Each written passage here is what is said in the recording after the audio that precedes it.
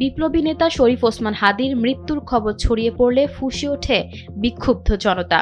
প্রথম আলো, daily star সহ রাজধানীর বিভিন্ন স্থাপনায় ভাঙচুর করে তারা।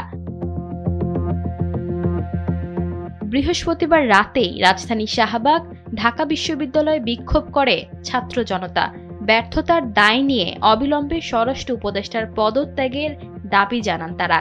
সেই সাথে ছাত্র জনতার সঙ্গে একই কাতারে মাঠে নামেন জুলাই অভ্যুত্থানের নেতা নাহিদ ইসলাম, আসিফ মাহমুদ সজীব ভুঁইয়া ও মাহফুজ আলমরাও।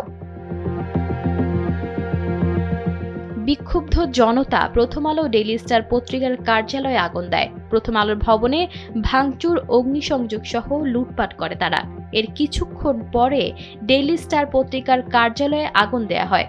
আগুন ছড়িয়ে পড়লে ভেতরে আটকা পড়েন বেশ কয়েকজন।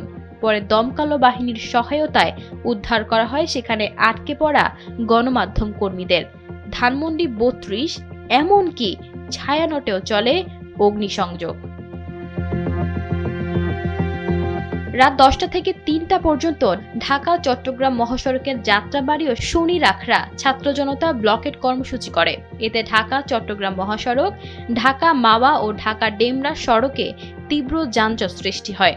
এতে চরম ভোগান্তিতে পড়েছেন শত শত রোগী ও যাত্রীরা। রাতে রাজধানী উত্তরা মিরপুরে চলে বিক্ষোভ, বন্ধ হয়ে যায় সড়ক। এক পর্যায়ে শুধু রাজধানীতেই নয়, ওসমান হাদীর মৃত্যুর খবরে রাতেই বিক্ষোভ ছড়িয়ে পড়ে দেশের বিভিন্ন প্রান্তে। চট্টগ্রামে ভারতীয় সহকারী হাইকমিশন অফিস ঘেরাও করে বিক্ষুব্ধরা। আগুন দেয় সাবেক প্রধানমন্ত্রী নওফেলের বাড়িতেও। গুড়িয়ে দেওয়া হয়েছে রাজশাহী নগর আওয়ামী লীগ অফিস। বিক্ষোভ মিছিল বের করা হয় সিলেট ও বরিশালেও। নেত্রকোনায় রাস্তায় আগুন জ্বালিয়ে বিচার দাবি জানান আন্দোলনকারীরা। হাদীর হত্যাকারীদের গ্রেপ্তারের দাবি উঠেছে জামালপুরে।